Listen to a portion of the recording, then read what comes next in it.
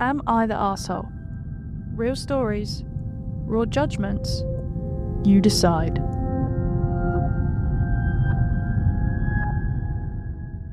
This story's by Massive Law. I, 32 male, live in a quiet neighbourhood where everyone mostly keeps to themselves. I moved here 5 years ago after getting a remote job that allowed me to live anywhere. It was peaceful, and I liked it that way, until I met my next-door neighbour, Greg. From the start, Greg gave me weird vibes. He was overly friendly in a way that felt forced, always asking me personal questions about my work, finances, and family. I kept my interactions with him minimal, just polite nods and occasional small talk. Then a year ago, my cat Mochi went missing. She was an indoor cat, but she loved sitting by the window. One evening, I left the back door slightly open while bringing in the groceries, and by that time, I'd realised it. She was gone. I searched everywhere. I put up posters, walked the streets at night calling her name, and even checked security camera footage from my house, but nothing. It devastated me. Weeks later, I was walking past Greg's house when I noticed something. Inside his window was a cat that looked exactly like Mochi. Same fur pattern and the same bright green eyes. My heart started pounding. I knocked on his door trying to stay calm. When he answered, I pointed at the window and said, "Greg, that's my cat." He laughed and said, "No, it's not. I found her outside weeks ago. She didn't have a collar, so I kept her." I told him I had proof. Photos, vet records, and videos of her playing in my house. He shrugged and said, "Doesn't matter, she's mine now." Then he shut the door in my face.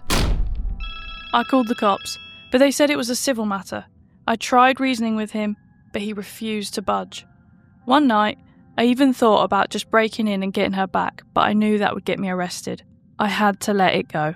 Months passed, and every time I saw Mochi in the window, it killed me. Then last week, Greg had a heart attack. He was found on his front porch, barely conscious, and was rushed to hospital. His family isn't close to him, so the neighbourhood pitched in to check on his house, feed the dog, and handle his mail. Someone suggested we also start a fundraiser to help with his medical bills. And then it happened. Greg's sister, who flew in from out of state, knocked on my door. She looked exhausted. She said, "Greg said you work from home and don't have a family here. Would you be able to help take care of his pets until he's back?" I looked her dead in the eyes and said, "No." She seemed a bit taken aback and said, "I know he can be difficult, but this is a life or death situation. He has no one else to rely on." I said, "That man stole my cat, and when I begged for her back, he laughed at me. So no, I won't be helping him." She turned red and muttered something about me being heartless before storming off. Since then, a few neighbours have been cold towards me, and I heard one of them say, "It's just a cat." I don't care if Greg recovers and asks for my help. I'll give him the same answer he gave to me when I begged for my cat back. But still, am I the arsehole?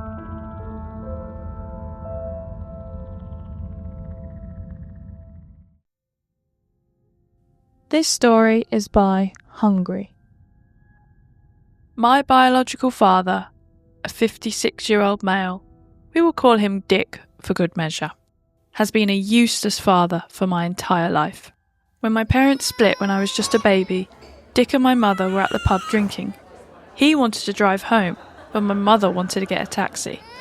After a big argument, Dick slapped my mother and then punched her in the stomach. My mother called the cops and he was arrested for assault and drunken disorderly behaviour. My mother picked me up from the babysitter and moved back in with my grandparents. Growing up, Dick was in and out of my life. When I did see him, he would often try to manipulate me against my mother, saying she took too much money from him due to child support and would say she was a manipulative woman and I should never trust her.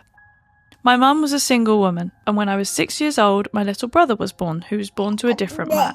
This man left as soon as he found out she was pregnant. My mum then met an amazing guy who eventually became my stepfather. He treated me and my brother as his own kids. He is amazing, and I can only wish to be half the man he is. So I am lucky to have a stable man influence in my life. At the age of 16, Dick got me drunk for the first time, and drunk drove us to a brothel where I lost my virginity. This has made relationships with women difficult as I lost my innocence in such a scarring way. As a kid, he wasn't present. He would just turn up in my life when it was convenient. He never attended sports games, wasn't there when I needed advice, called me names when I broke bones, and would still try to manipulate me against my parents. After this, Dick moved to another country, remarried, and had 6 children. I didn't hear from him till my 21st birthday when he decided to turn up. He paid for everything, showing off how well he was doing. We spoke to each other during this, agreeing to start anew, and I thought it would be a nice fresh start. But again, he didn't communicate with me. It was always me who had to reach out to him and communicate. Eventually, I just stopped trying. It made me too angry and sad, always thinking about how he would never make the effort for me and remembering the years when he wouldn't acknowledge me or talk to me, only turning up when it suited him. I felt like it was my fault and that I wasn't good enough for him and always sought that approval. As time went on, during the year I turned 21, I was lost in my anger, sadness, and heavy emotion. I attempted suicide by ingesting over 100 pills and swallowing them with a bottle of vodka. I just wanted the pain to end and go away. I ended up being in the local psychiatry ward for 2 weeks. I refused therapy because I wanted to fight for myself to prove to Dick that I was better than him. When I turned 23, Dick called me out of the blue asking to move to this other country with him and work to earn some Real money. He said he wanted to get to know me. I had a good job and some good friends at the time. I said I would think about it and get back to him. After some thinking, I called him saying I couldn't leave my friends, family, and my job. He told me I was useless and was Going nowhere in life. He said I would be stuck in poverty for the rest of my life, and at that point I snapped and lost my shit. I called him a useless father and that he had already gone nowhere in his life, and his only talent was breeding. I told him to never contact me again. After that, I started smoking a lot of cannabis. I never smoked it at work, but I smoked it as soon as I got home and on the weekends. I spent thousands of dollars a month smoking just to escape my brain and emotions. After a significant breakup with a girlfriend, I tried to commit suicide for the second time. This time, I was in the psychiatric ward for 4 weeks. After this, my stepfather sat me down and told me I needed to get help and I needed to work on my feelings. He said he didn't want to lose me and that I was his son no matter if Dick was in the picture or not. I reflected on these words. For 10 years, my stepfather had been there for me, and I realised he was the father I always thought Dick should have been, and I realised that my stepfather is my actual father. After this chat, I got counselling and attended regular sessions. This helped me with learning how to deal with my emotions and learn to accept that I didn't need anyone's approval. I learned that I should live for myself and no one else. I have been doing pretty well for the past 11 years without having anything to do with Dick. I got a really good job earning well into a 6-figure range without a university degree. I have bought a house, a new car, great friends, and supportive family, and I will be looking at purchasing some investment properties in the coming weeks. A few days ago, I received a Facebook message from Dick asking if he could call. Curiosity got the better of me, and so I called him through the Facebook app. He asked me how I was doing and what I was doing. I knew this was all small talk, so I asked him what he wanted. He explained that he was having financial issues raising 6 children and wanted me to provide him with some support because that's what he did for me growing up and that I owed him for that money. I chuckled and I told him to Get fucked. That he could go fuck himself and eat a bag of dicks. He started trying to guilt trip me, saying he gave me so much money in my childhood and that it was my responsibility to help my siblings. I hung up and blocked him. I am in the situation where I could help, but I don't want to because he's a useless prick. On the other hand, I think about my siblings and what they must be going through. I don't know what to do. Am I the arsehole for telling my biological father to eat a bag of dicks after asking for money for his 6 children?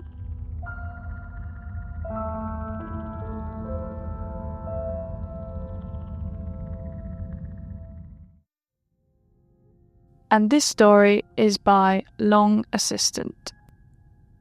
Here's the original post. Here is the situation. Last summer, I bought my grandparents' house. This house was the hangout spot for my friends and I throughout our childhood. This includes my friend Dave. The house has a sizable amount of land, which includes a lake and a gazebo. I was supposed to buy the house with my now ex-girlfriend, Leslie.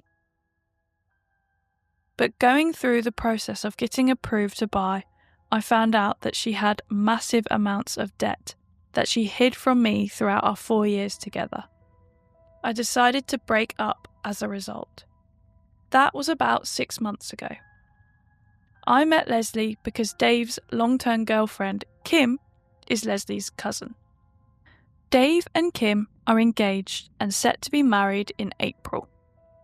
When I was buying the house, they asked if they could have the ceremony at the gazebo, which I agreed to do. In December, I started dating again.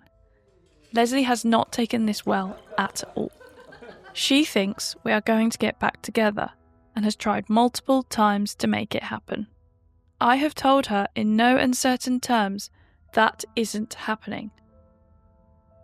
Dave and Kim have asked me to not bring a +1 for Leslie's sake. I have told them that this request is ridiculous. This wedding is happening at my house, using my land, and I am not allowed to bring a date because of a crazy ex. Every person who is single received an invitation with a +1, including me and Leslie. This talk came after I sent in my return card and indicated I was bringing a +1. Now they are saying they do not want me to have the +1 because Leslie blew up about it and they are afraid of a blow-up at the wedding. Leslie indicated she is intending to bring someone on her card. I don't know if she will actually bring someone. Here's the update. So, I met Dave this morning. We talked for almost 2 hours about everything. I laid it out that I thought he was, at best, a shitty friend. I went through a long history of various things over the years that has me questioning our friendship. We then turned to the breakup with Leslie and the shit show of what the last 6 months has been. Throughout the last 6 months, despite Leslie's craziness, I have bent over backwards to try and accommodate her feelings. She has shown up at my house in the middle of the night and I did not go to get a restraining order. When I go out, I do not go places I know that she and her family like to go. She has implied to her family and mutual friends at various times that I cheated and/or that I took advantage of her financially, neither of which are true at all. I have held my tongue to not embarrass her about these things in front of her friends and family. Dave knows all that and yet is demanding, once again, that I put Leslie's feelings before my own. I said, You and everyone need to stop coddling her like she's a fucking child. Dave concedes that Leslie has been crazy and ridiculous since the breakup. But, he says, She feels she did not get the closure after the relationship. She wants to have an evening where she can talk to you and get that closure. He told me that Leslie has been very vigilant about paying off her debt and paid almost £10,000 off of her credit card debt. She wants to talk to me about her progress, to see if it might make me change my mind. It will not. I asked him, So, do you expect me to go to the wedding and talk to her? Because I have her blocked everywhere, and date or not, I do not plan to say a single mumbling word to her. He said, I fully expect she would lose it if y'all don't talk at the wedding. I told him That if that's the case, then, for the good of my property, I can't have Leslie come. If she is so unstable that I need to be coerced into a conversation with her, she is too unsafe to be a guest, in any capacity in my home. I am willing to still have the wedding at my place, but cannot trust Leslie won't do something given what you're telling me. Dave lost it at this point. He said, Fuck you and your shit. I don't need it. So I said, If that is the case, then they need to find a new venue for the wedding. They are pissed about this given the short time frame of when the wedding is supposed to happen. So, we are at an impasse. Am I the arsehole?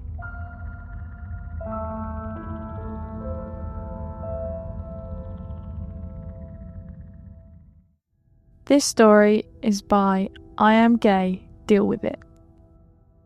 I'm a quiet guy and genuinely friendly. I treat all my co-workers as friends. About 2 months ago, during a work lunch, one of my co-workers started choking, so I did the Heimlich manoeuvre to help her. After she was in the clear, the others cheered and I asked if she was okay. She just nodded and headed to the bathroom without a word, so I didn't think much of it. 2 days later, I got called into HR for my inappropriate behaviour. I was confused and asked for more details. That's when they told me that my co-worker had filed a complaint stating that she felt my touches when I was helping her were inappropriate, that my body was too close and she felt my private touching her. I gave my statement and they put me on ice as I was still working with the potential to be removed while they investigated further. After a week, I was in the clear. I returned to working normally without fear, but I started distancing myself from the co-worker. She tried to apologise, which I accepted, and tried to explain that she has trauma. But I still take precautions and only treat her as a colleague. I no longer talk to her unless I need to, always keeping my distance. And no longer inviting her out unless there are others there. She could feel me being hesitant towards her and how I no longer treat her the same as the others. She tried to say that I was being ridiculous and petty, but I told her that I was just looking after myself. So, am I the arsehole?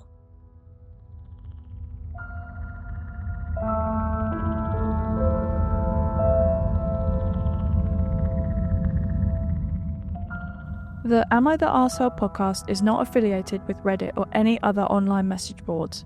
All the stories featured are narrated and produced with the author's permission. Please email me your stories to amithearseholepodcast@gmail.com if you'd like to hear your stories read in future programmes. And that's spelled AITAH podcast@gmail.com. You can also check in the show notes for the email. Thank you so much for listening. I'll see you next time. Take care.